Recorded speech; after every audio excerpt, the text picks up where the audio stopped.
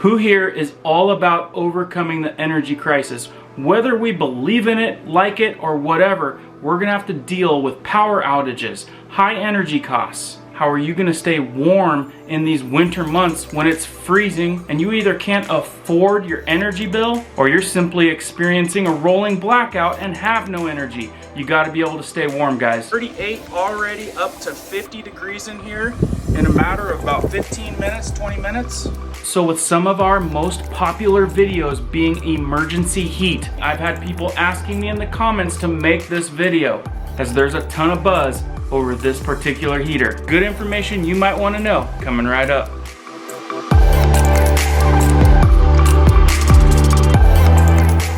If you guys happen to be brand new here, welcome to our awesome community where we give you prepping tips, emergency preparedness how-tos kind of like this, and news that affects you weekly, the stuff that you want to know. If you'd find value in something like that, be sure to hit that notification bell so you guys can stay up to date. Let's jump into this one. Okay, so like I said, we do a lot of emergency heat videos on this channel, and this is another one to add to the arsenal. Like I said, a lot of people have asked me to do this one. So when Vevor reached out to me and asked if I would review their product, I was like, for sure. I've got people that want to see this video. Like I said, guys, we've got to overcome an energy crisis that's kind of getting worse and worse by the day. Whether you're gonna not be able to pay your energy bill, or we got rolling blackouts or power outages and we have to heat our home, or for what a lot of people are using this for is to save money on their energy bill. That's right, this is a really effective and cost-effective way to heat a room or a shop, a tent, a camper. They're very popular in these little camper vans and people remodeling little buses. Super ideal unit. And for me, a huge thing is knowing that you have a heat source for when that power goes out, because that's crucial. Now, I'll be honest, when I first looked at this unit, I thought I was a little bit overwhelmed on the setup of it. But after watching a couple videos of this thing being set up, I was like, wow, that's a breeze, we can do this. So let's not waste any more time, let's jump into this box.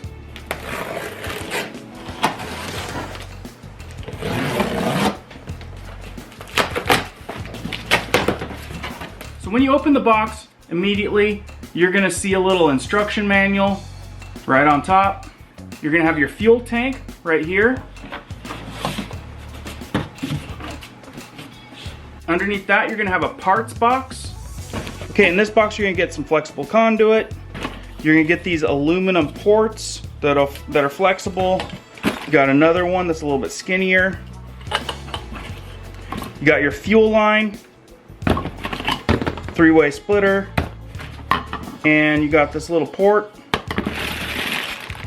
All your fasteners. Now, to me, this looked overwhelming, but actually, it is super, super easy. You got your wiring harness, which you don't need to make any modifications. It's pretty much ready to go. And another end to one of the pipes. You're gonna see these two pieces in the bottom of the box. And then in this nice protected area, you're gonna have the main unit. And this is actually the pretty snazzy looking one out of the two. And over here, you're gonna have your monitor and fancy keychain remote. Okay, so when you turn this thing over, you're gonna see what looks like this. This backside right here is for the exhaust. That will slip over like that. This right here is your fuel line underneath this little red nipple.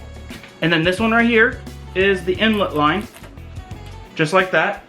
And then right here, this is the fuel line, just like that. So the only other thing that we need is a 12-volt supply, which if you were in a camper or a camper van, you would have easy access to that 12-volt supply. In this case, I'll just go to the shop and grab an extra battery. That's all we need for that. Now, when you're in a tiny house or an off-grid living space like this, or you want to heat a shop space, all you gotta do is drill a hole in the wall or run it through a window like this. So what a lot of people do is they mount these outside of their area that they want to heat, whether it's a room or whatever. In emergency preparedness, people are often taught you need a room that you can resort to, so all you have to do is worry about heating a room instead of an entire home. So in this case, tiny house, off-grid living, all we need is a window to test this bad boy out. So the next thing we're gonna do is put this plate on right here. So you'll see it fits only one way, so you can't mess that up. And then you'll have these little nuts.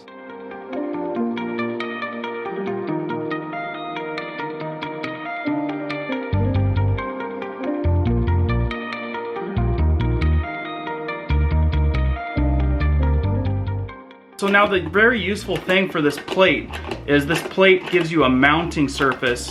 So if you were to put a board outside, you could drill a hole in the middle or have a space in the middle, and then you've got all of these holes all the way around this plate to mount it to whatever you want to mount it to.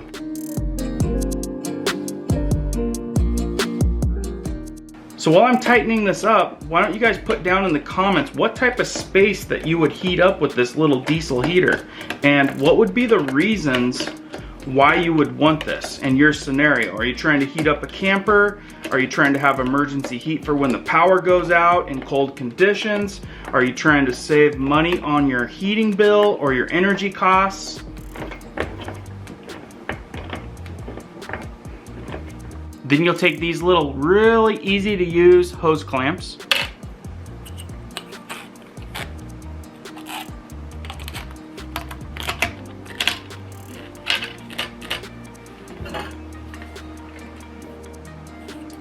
You'll put the exhaust on this side.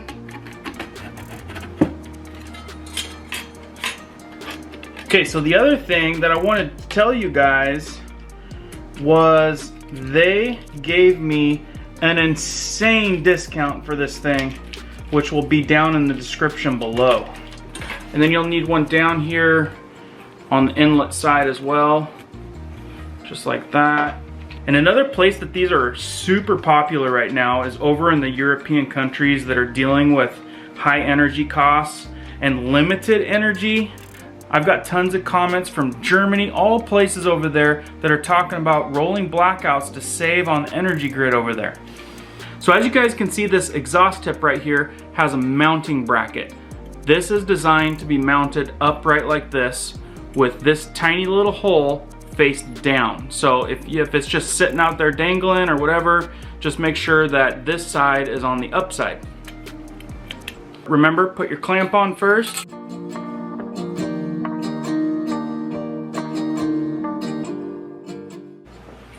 Just like that, ready to go.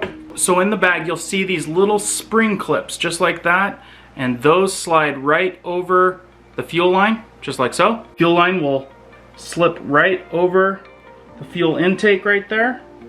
So you'll pinch this with either some pliers or your fingers and slip it right over that, and there you go on that one. Okay, so then you take your fuel line, grab a couple feet of it, cut it with a knife or some scissors. Okay, so then you're gonna take your little fuel pump right here. See this connector in? That's gonna go towards the unit. So take off this little protective thing. You're gonna want another one of your little pinchers.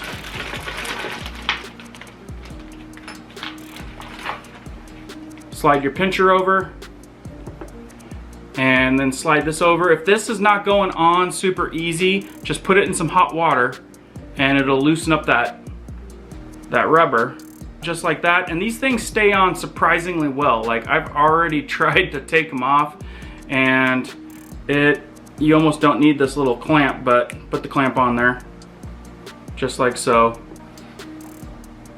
Okay, so the next thing you're gonna do is you're gonna take this little rubber guard looking thing. What this is it slides right over your fuel pump, just like that, and allows you to fasten it to the building or fasten it to wherever you're gonna be having this mounted. And the cool thing about this is it's really thick rubber, and this thing tends to have like a little tick or vibration, and it's gonna keep that from moving and making that extra sound. So now on the other side, you're gonna take your green hose and do the same thing. Take this off. You're gonna take one of your little pinchers, slide it over, and then you're gonna wanna slide that over this side. Then you'll pinch your little clasp, run it over there, just like that, and that's how it looks. Okay, so the other important step about this fuel pump is towards the unit, you need to have it angled a little bit up. So if you mount it to a wall or mount it to a board or whatever you're mounting it to, make sure it's tilted towards the unit up a little bit. Okay, so the next step is putting your line into the fuel tank. And if you can't find the little seating bolts, they're probably inside of this. So don't panic, make sure you shake this and they're probably in there. Down at the bottom, you're gonna see a nice little flat spot. On this flat spot, you need to drill a hole. That hole is gonna be 7 millimeters, which is equivalent to a 1/4 inch drill bit.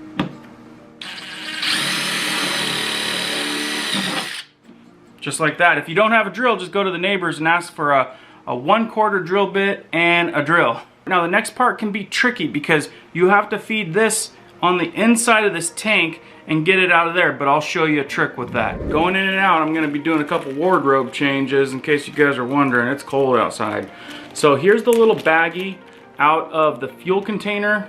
You're gonna pull this guy out right here. You're gonna find some fishing string or some cord or something like that. Any type of string is gonna work for this. You're gonna shove this end through the hole and just send a bunch in there. Then you're gonna pull the string out the top. Now if you have a small enough end, you should be able to fit it right down through the middle. Take that cord and slide it into the middle of the hole. Then take some tape and you're gonna wrap it around.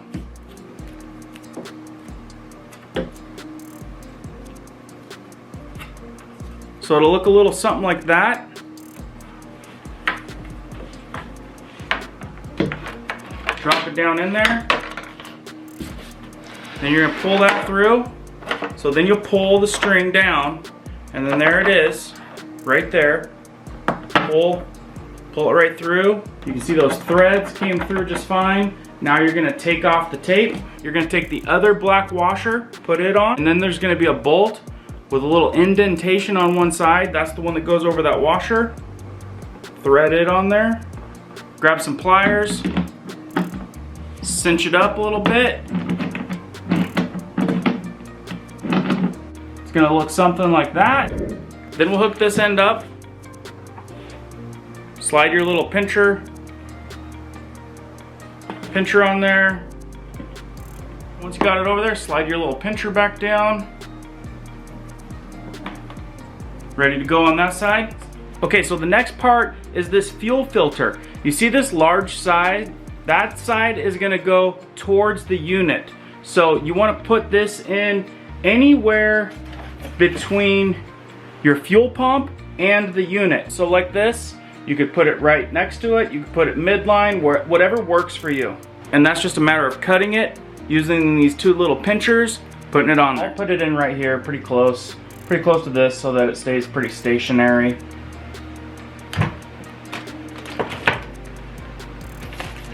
Slide this guy on. Remember, having a little diesel heater like this is going to be the difference of working comfortably in a workspace, in your barn or your shop or your man shed, she shed, or like I said, up against this energy crisis that everyone's dealing with.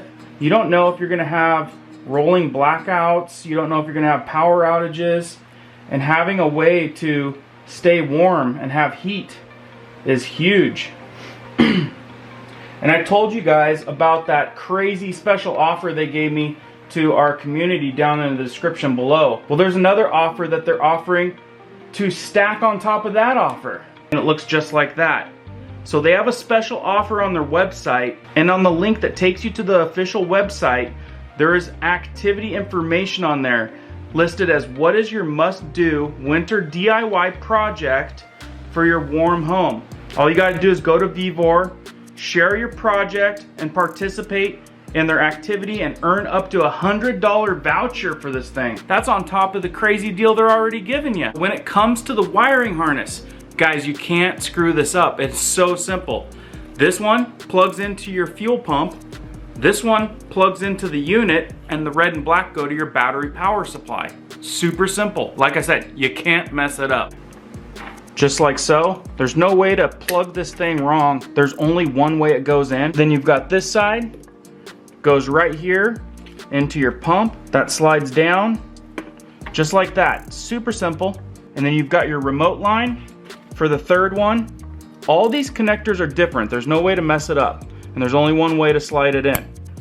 There you go. All your connections are made except for going to your battery, positive and negative. Okay guys, so I did something a little extra for you. I actually installed this thing instead of just temporarily setting it up inside to show you. I'm like, might as well go the whole way and get it kind of set up outside how somebody would want to do it. So I wanted to show you just how easy of a setup this is. So check it out. I got it going into the window. This would be like an ideal situation for like a rolling blackout, emergency power outage. Having this thing set up outside is pretty sweet. So you see I just used a couple of those little shelf brackets underneath. A really simple installation, guys. Threw a little screw in that right over there. I've got the hose running right into the window, temporarily cardboarded up. You can definitely work on a better system right there, but for showing you guys, I just want to throw up a really quick temporary air block. We've got the cord coming out. We've got the fuel line. There you can see the filter. Remember, big side towards the unit. And then it goes to the fuel pump, set at a little bit of an angle up towards the unit. And then this 10-liter diesel fuel holder, it's got all these little holes in it, so you can mount it right to the wall. Really ideal. So you can see this line comes out and it goes down, and then it goes down to the bottom. Now I thought most of you out there being preppers, emergency preparedness type folks, probably have a little generator like this. Now you can use a battery just like this one right here.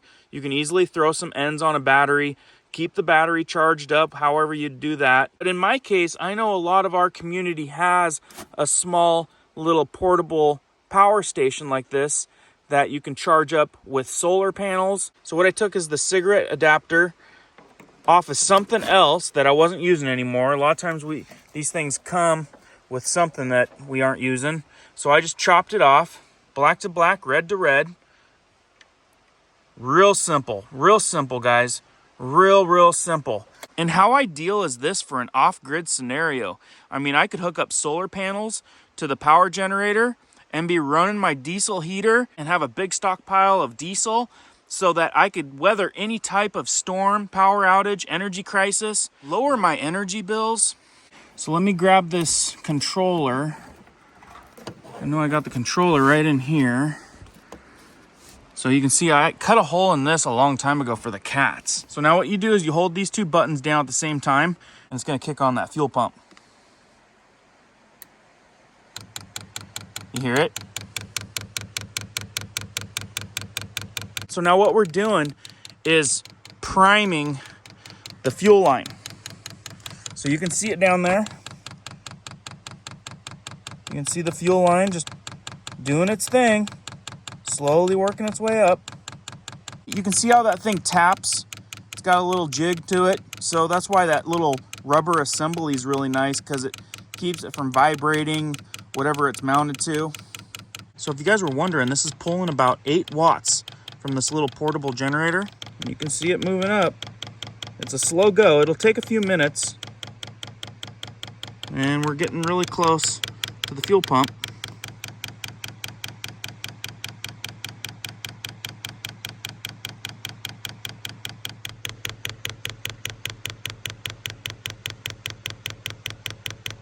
Don't forget, guys, they're giving us an incredible discount code for our community. And unlike these cheap Chinese knockoffs on these diesel heaters, you guys might as well get a really good one for probably a better price than those cheap knockoffs. And this is quality made, guys. And there's also a link down in the description for that extra $100 voucher, their little program you guys can do. And we're almost primed. This took about, I'd say about 5 minutes. Got a couple more bubbles there.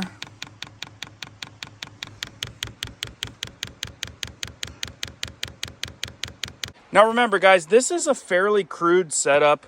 Like, it would be more ideal to have an enclosed area, keep it out of the elements with just the exhaust sticking out. But I wanted to show you an option on throwing this together really fast in case of like an emergency situation. I love that we're using a little portable power generator for this, but it's gonna work really well for, you know, a workspace, a garage, a self-sufficient tiny house like this. I mean, you hook up a solar panel to this portable generator and you have a diesel heater running off a stockpile of diesel and keeping you warm. And I want to show you, I left this off all night. It's cold in here, about 33, 35 degrees outside. So it's chilly in here for sure. But here's a really temporary way to just go through a window, you know, and have your heat coming in and be super safe, keeping all the exhaust outside. But since the easiest way to go about this is using like a car battery, let's go with that option. Okay, so you'll see the display light up.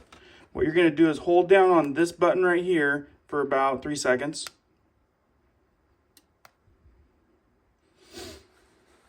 You're gonna hear air coming out immediately.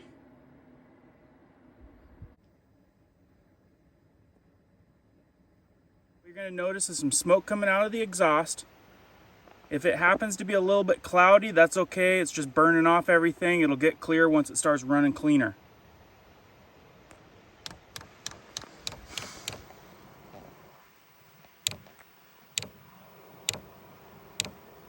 You'll see the fuel pump working on its own.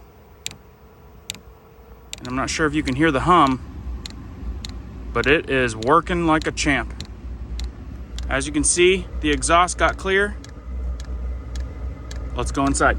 I know it's hard to see wind in a camera, but check this out. It won't even lay down above that. I mean, it is coming out fast, guys. Hot air. I'm telling you, this is super, super good. It's already come up 1 Celsius, and it's only on level 3. Okay, I put that on there so you guys can see the wind. I mean, it is coming out like hardcore. I am honestly shocked at how much hot air it's putting out of this thing. It's gonna have this tiny house warmed up in a matter of like probably minutes.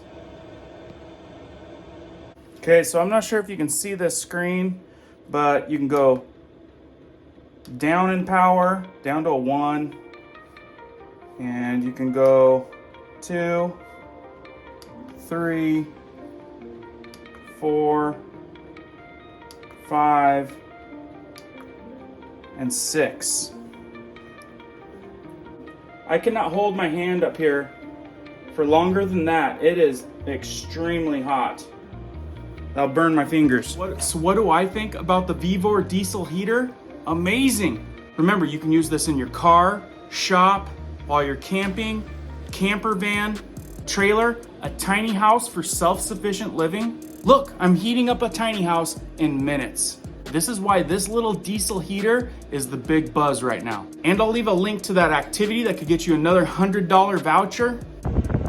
As you can see, the temperature has went from about 38 already up to 50 degrees in here in a matter of about 15 minutes, 20 minutes. That's why Vevor's slogan is tough equipment and tools pay less. Super ideal way to efficiently heat up a space. So there's your review on the diesel heater for all of you that asked. Keep prepping, keep learning, keep doing, guys. We'll see you on the next one.